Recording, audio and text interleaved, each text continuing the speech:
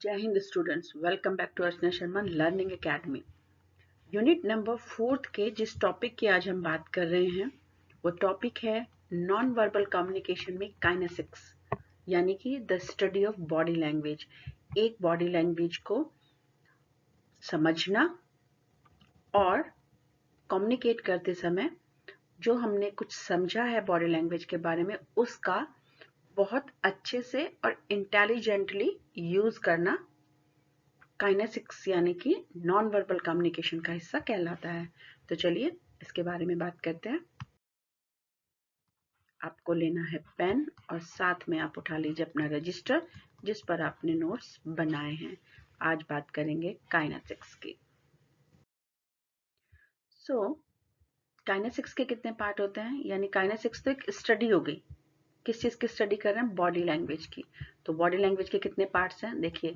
सबसे पहले facial expressions आते हैं, आई मूवमेंट्स, जेस्चर, पोस्चर और हैप्टिक्स। तो आज हम इन पांचों के बारे में बात करेंगे। फेशियल एक्सप्रेशन, फेस में क्या क्या चीज आती है? लिप्स, चीक्स, फोरहेड, टंग, ये सारी चीजें कहाँ आती हैं? फेशियल एक्सप्रेशंस में आती हैं। और याद रखिए फेस जो होता है यानी चेहरा किसी भी इंसान की इनर कॉन्शियस यानी अंतरात्मा का आईना होता है जिसको वो चेंज नहीं कर सकता। और फेशियल एक्सप्रेशन बॉडी लैंग्वेज में सबसे पहला रोल निभाते हैं, क्योंकि जब आप व्यक्ति से बात करते हैं तो सबसे पहले आपका चेहरा ही सामने आता है। फेशियल एक्सप्रेशन जो है स्पीकर के मूड और माइंड को, यानी उसका दिमाग क्या सोच रहा है, ये आसानी से बता देता है। A true professional can control, जो सही प्रोफेशनल होते हैं वो हमेशा अपने फेशियल एक्सप्रेशन को कंट्रोल में रखते हैं, यानी जो मैं शब्द कह रहा हूं मेरा फेस भी वो ही दिखाना चाहिए। जनरली वो बहुत ज़्यादा खुशी में बहुत ज़्यादा खुशी शो नहीं करते हैं और बहुत ज़्यादा डिप्रेशन में भी वो एकदम काम बने रहते हैं, ताकि उनका जो फेशियल एक्सप्रेशन है अगर वो भी डिप्रेशन वाला होगा तो उनके जो टीम मेंबर्स हैं उनको उनका हौसला टूट जाएगा। इसलिए वो दोनों सिचुएशन में अपने आप को कंट्रोल करके रखते हैं। फेशियल एक्सप्रेशन जो है वो सरप्राइज के भी हो सकते हैं, हैप्पीनेस के, fear, anger, respect, and they are lot. अलग अलग सिचुएशन, अलग अलग इमोशंस के अलग अलग फेशियल एक्सप्रेशंस होते हैं। तो हमें इनकी स्टडी करनी भी चाहिए और जहां पर जो यूज करना है हमें उसको इस्तेमाल करना भी आना चाहिए। आई मूवमेंट, आई मूवमेंट का मतलब होता है कि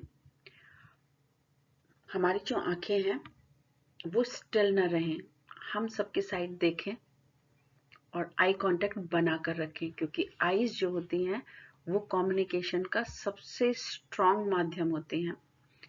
अब आई मूवमेंट में क्या क्या आ सकता है, जैसे कि हम स्टडी कर रहे हैं आंखों के मूवमेंट को, आंखों के बिहेवियर को, या फिर अगर हम किसी चीज को घूर कर देखते हैं या कोई भी ऐसी चीज जो नॉन वर्बल कम्युनिकेशन में आईज के थ्रू हो रही है, वो सब स्टडी करने के लिए हम जिसका सहारा लेते हैं उस ब्रांच को क्या कहते हैं? Oculesics. Eye contact as well as eye movement help in oral communication. जब ओरल कम्युनिकेशन करते हैं हम तो फेस एक दूसरे के सामने हमारा रहता है, तो उसमें आईज बहुत बड़ा रोल निभाती हैं। सबसे पहले ये रैपो, मतलब रैपो का मतलब होता है अच्छा संबंध बनाती हैं स्पीकर में और लिसनर में। और जो प्रेजेंट करने वाला है वो किस इंटरेस्ट के साथ प्रेजेंट कर रहा है ये भी हमारे उनकी आईज से पता चल जाता है। इवन जो सुनने वाला व्यक्ति होता है ना, उसकी आंखें भी बता देती हैं कि वो सच में सुन रहा है या सिर्फ वहां बैठने की फॉर्मेलिटी कर रहा है। इसके अलावा कोई भी इंटरेक्शन आप करते हैं या किसी से बात करते हैं तो आपके जो आईज के सिग्नल्स होते हैं वो इतने प्रभावी होते हैं कि सामने वाला तुरंत समझ जाता है कि आपको क्या चाहिए या आप क्या चाहते हैं। तो इसलिए आई मूवमेंट पर ध्यान रखना बहुत जरूरी है। जेस्चर्स, जेस्चर का मतलब होता है बॉडी पार्ट्स का एक्सप्रेस होना। जैसे आप हाथों से इशारा कर सकते हैं, आप गर्दन से इशारा कर सकते हैं, होता है ना नाक, नेक को हम लोग झटक देते हैं, हेड, हम सिर को हाँ या ना में हिला सकते हैं, या किसी और तरीके से हम कोई और जेस्चर बना सकते हैं, जैसे बाजू, शोल्डर, ऐसे हमने शोल्डर अपने झुका दिए तो भी एक इशारा हो जाता है। Gestures are helpful to indicate, emphasize something while speaking.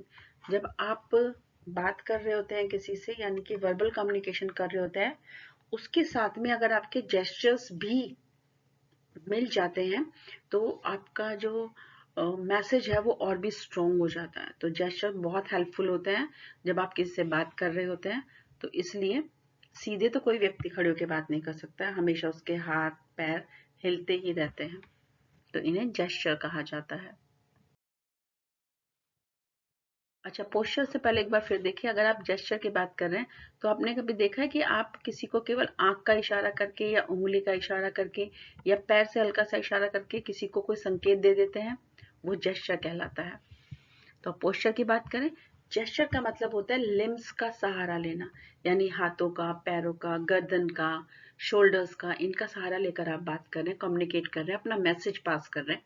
Posture का मतलब होता है खड़ा होना, चलना या बैठना, यानी आपकी शोल्डर की जो गर्डल है, शोल्डर की जो बड़ी वाली हड्डी है, या फिर हिप्स की जो हड्डी है बीच में, उन दोनों पर आप अपनी बॉडी को किस तरीके से रखते हैं, यानी आपका खड़े होने का स्टाइल क्या है। आप कंधे झुकाकर खड़े होते हैं, रीढ़ की हड्डी को झुकाया हुआ है आपने, या बिल्कुल स्ट्रेट है, या फिर एक्सट्रीम स्ट्रेट है। जैसे भी आप चलते फिरते हैं वो सभी पोस्चर कहलाता है। जैसे कि बिल्कुल सीधे खड़े होना या कमर को झुकाकर रखना, ये पोस्चर में ही आता है। और आपके खड़े होने के तरीके से आपके कॉन्फिडेंस का, आपके हेजिटेशन का, या फिर आपके इमोशन का भी पता चलता है।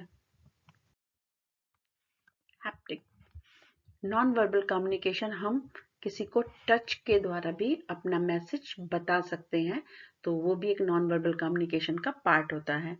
हैप्टिक में क्या होता है कि ये बॉडी लैंग्वेज का एक छोटा सा पार्ट है। कभी कभी आपने देखा होगा कि हैंडशेक हम लोग करते हैं एक दूसरे से, या फिर एक दूसरे का हाथ पकड़ लेते हैं, या फिर बैक में छोटा सा स्लैप कर देते हैं, जैसे कहते हैं पैट करना, थपथपाना, या फिर हाई फाइव करते हैं हम लोग, या फिर हम लोग धक्का दे देते हैं किसी को। तो किसी भी तरह का अगर आप टच कर रहे हैं तो वो, उसकी स्टडी जो है वो हैप्टिक नाम के एक ब्रांच में आती है। और टच करने से बहुत सारी चीजें हैं जो सही हो जाती हैं, लेकिन अगर इंटेंशन गलत होती है तो वो भी आपको पता चल जाती है कि कोई व्यक्ति आपको सही तरीके से छू रहा है या फिर गलत तरीके से छू रहा है। और छूने के तरीके से ही उसकी इंटेंशन का कम्युनिकेशन हमसे हो जाता है कि वो व्यक्ति आखिर चाहता क्या है, ये हमें पता चल जाता है।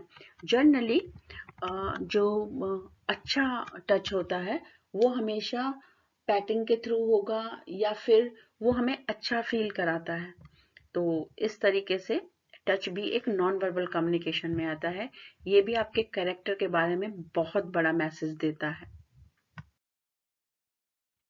तो नॉन वर्बल कम्युनिकेशन के हमने सारे पार्ट्स देख लिए हैं, वो क्यों ज़रूरी हैं और उनका मतलब क्या होता है।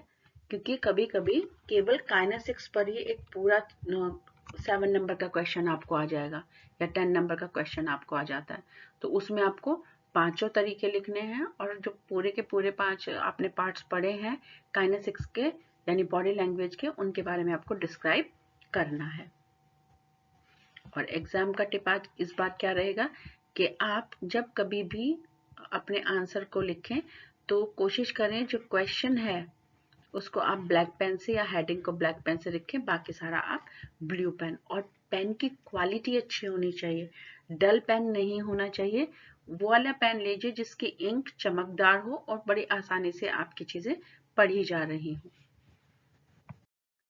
नोट्स आपको हमारे ब्लॉग पर मिल जाएंगे। और नेक्स्ट वीडियो हमारा है नॉन वर्बल कम्युनिकेशन में वॉइस कैसे काम करती है, या वॉइस को हम किस तरीके से नॉन वर्बल कम्युनिकेशन में पढ़ते हैं। तो आपने आज एक और चैप्टर खत्म कर लिया जिसका नाम है non verbal communication body language.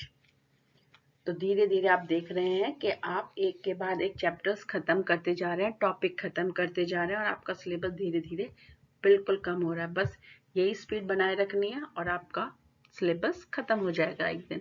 All the best from my side.